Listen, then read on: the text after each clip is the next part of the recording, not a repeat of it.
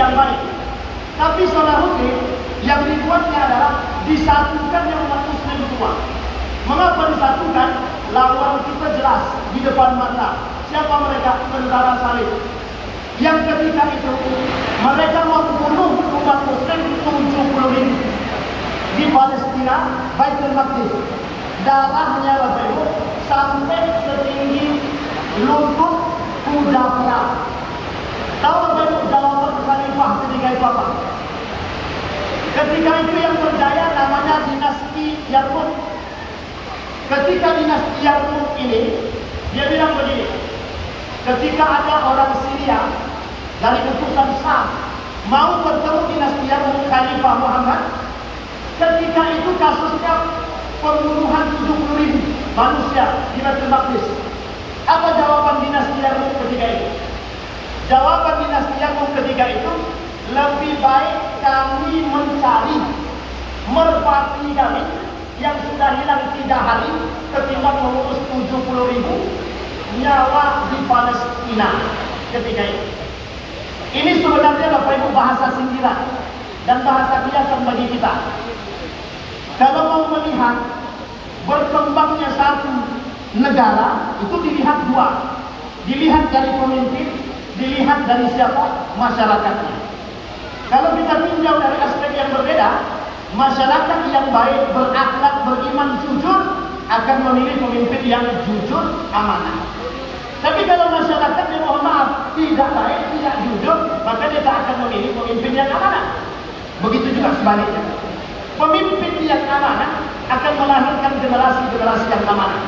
Pemimpin yang baik akan menghasilkan generasi-generasi yang baik. Itu yang dilakukan oleh Salahuddin Al-Ayyubi. Menyatukan umat muslim ketika itu butuh waktu 30 tahun. Karena dalam ketika itu umat muslim terpecah belah, tidak bersatu. Maka hari ini ketika Buya Hamka, Bapak Ibu pernah kenal nama Buya Hamka ya?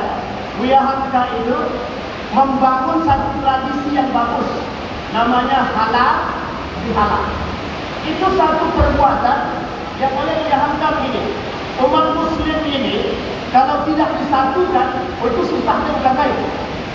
Tapi kemudian Buya Hamka punya ide, buatlah satu kegiatan, dirangkul semua organisasi, dipelopori oleh ketika itu Majelis Ulama Indonesia, namanya halal bihalal. Jadi ini saudara apa? Apa tujuan Buya Hamka? Menyatukan hati-hati orang muslim. Setiap kelompok bersatu. Nah Bapak Ibu, hari ini kita bukan satu agama saja, kita muslim sama, kita juga satu daerah.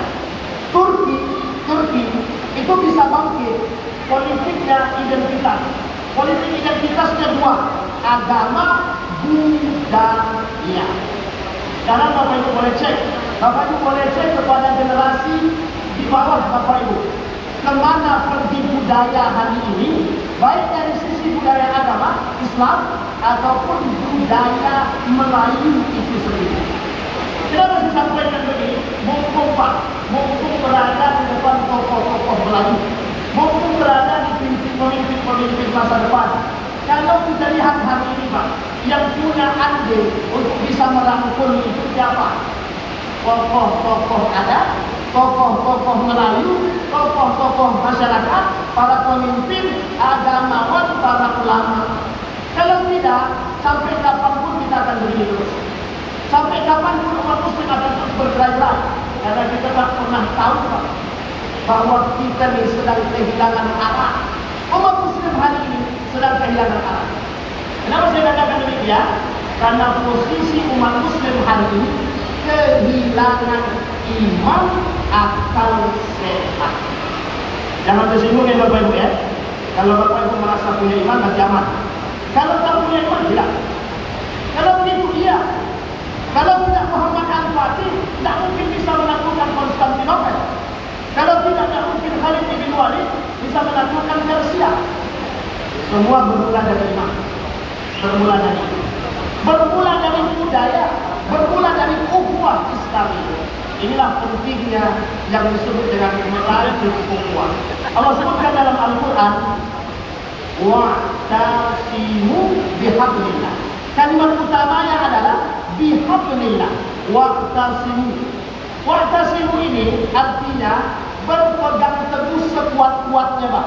Ada makna lain, ittasilu. Tapi Allah tak pakai. Rabitu, ikatlah. Allah tak pakai. Tapi Allah pakai kalimatnya i'tasimu. Dalam bahasa Arab, kosakata bahasa Arab, i'tisam ini mengikat sekuat-kuatnya, tapi ikatannya dengan iman, Pak. Dengan iman. Maka Bapak Ibu kita kembalikan kepada hadis Nabi. Kalau ada Muslim satu menyakiti Muslim yang lain, maka bisa dipastikan Muslim itu tidak punya iman. Apalagi sama-sama Muslim, satu kampung, satu rumah, malah sakit saling menyakiti, itu lebih parah daripada yang paling parah. Bisa dipahami Bapak Ibu ya? Ini poinnya di sini. Maka kata Allah wa'tasimu, tegang tubuh tali Allah. Tali Allah ini dimaknai oleh para ulama. Ada hadis Nabi mengatakan begini. Kata Nabi dalam hadisnya, ya ghulam, ihfazillaha yahfazuk. Wahai anak muda, kata Nabi, jagalah nilai-nilai agama. Niscaya Allah akan menjagamu. Nilai agama di sini diartikan oleh para ulama hablum minallah. Diartikan oleh para ulama bihablillah, i'tisam, berpegang teguh dengan tali Allah, nilai-nilai agama. Satu yang harus Bapak Ibu ingat dari tradisi orang Melayu. Orang Melayu tidak pernah bisa keluar daripada syariat agama. Tidak pernah bisa. Karena sandarannya itu. Kalau syariat agama disandarkan pada iman, selesai, Pak. Maka tradisi Melayu selalu dibangun atas dasar iman. Nah, ini kalau bahasa gaul ini mengajar kita berenang, tapi mudah-mudahan tidak ada yang tersinggung. Karena memang Bapak Ibu mohon maaf. Hal ini saya pernah sampaikan dalam satu momen waktu saya di Malaysia, dalam pertemuan orang-orang orientalis ketika itu di Malaysia tahun 2017. Itu saya berbaur langsung dengan orang-orang Yahudi, Pak. Dari Inggris ada orientalisnya, dari Jerman ada, dari Belanda ada, dari Amerika ada, dari Indonesia ada. Kebetulan saya utusan dari Indonesia ketika itu. Bapak Ibu tahu apa yang dilakukan orang Yahudi? Cuma satu saja, Pak. Satu saja yang dilakukan orang Yahudi itu, ingin menghancurkan umat Muslim. Tahu Bapak Ibu caranya bagaimana? Caranya satu, mempelajari Al-Quran. Jam 3 subuh mereka bangun, mereka baca Al-Quran, Pak. Kita umat Muslim yang mengaku berislam, boro-boro jam 3 subuh, Pak. Jam 8 sholat subuhnya dijamak dengan duha. Makanya ada istilah namanya subha, subuh plus duha. Bapak Ibu, ini pernyataan langsung dari seorang ulama, namanya Imam Al-Ghazali. Kalau mau lihat umat Islam dikuat satu, lihat sholat berjamaah. Yang kedua, kalau pengen kuat juga, lihat ketika sholat subuh. Kalau sholat subuhnya ramainya seperti sholat Jumat, kata orang Yahudi, itulah yang kami takuti. Takbir. Tapi pertanyaan kita hari ini, betulkah begitu? Masjidnya banyak, karena tidak ada ukhuwah tadi, saling mencaci dan selesai. Maka pertanyaannya, kapan kita bisa menghasilkan Salahuddin? Kapan kita bisa menghasilkan Muhammad Al-Fatih? Kapan kita bisa menghasilkan Khalid bin Walid, Ibnu Mas'ud, dan lain sebagainya? Ini kembali kepada kita sebagai seorang mukmin. Maka Bapak Ibu, tradisi Melayu tidak pernah bisa lepas dari syariat. Dan syariat harus dibangun atas dasar iman. Apa kata Dr. Al-Kilani? Oh, masih panjang. Kata Dr. Al-Kilani, ini dalam satu kitabnya, dalam bukunya,